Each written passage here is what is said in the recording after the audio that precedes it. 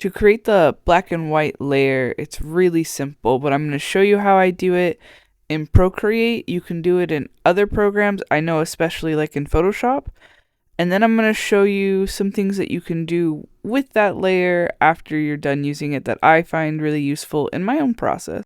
I hope these techniques answer your question, so let's get into it.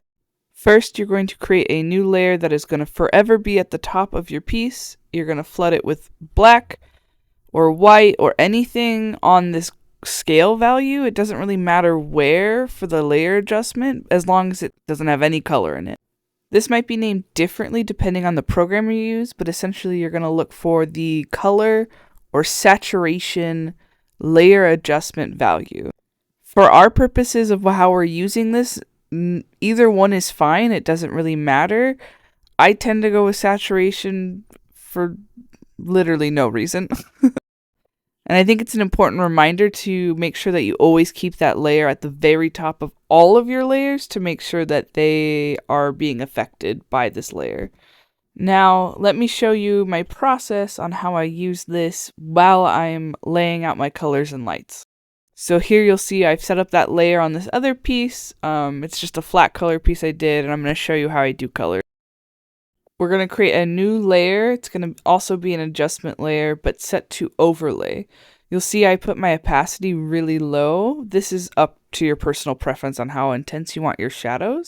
But the main thing is you can use solid black and solid white to quickly lay out your shadows and highlights.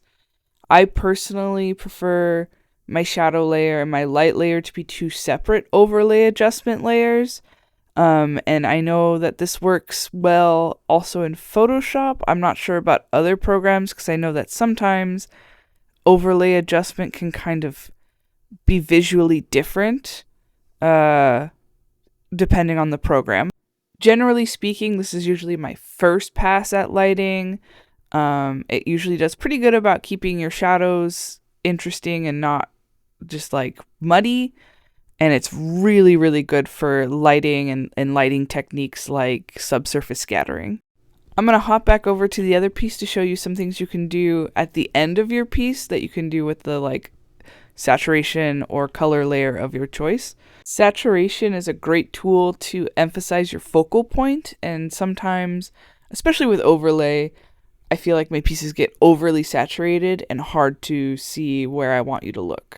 This part's really easy. You just knock back the opacity to your desired wish, and then you take the erase tool and erase where you want your saturation to lie on your piece. Focal points usually have the most saturation and contrast, whereas backgrounds might be more muted and faded and murky. But yeah, that's it. That's what I use it for. It's a great lighting tool, and I really hope that helps. Thanks for asking a question.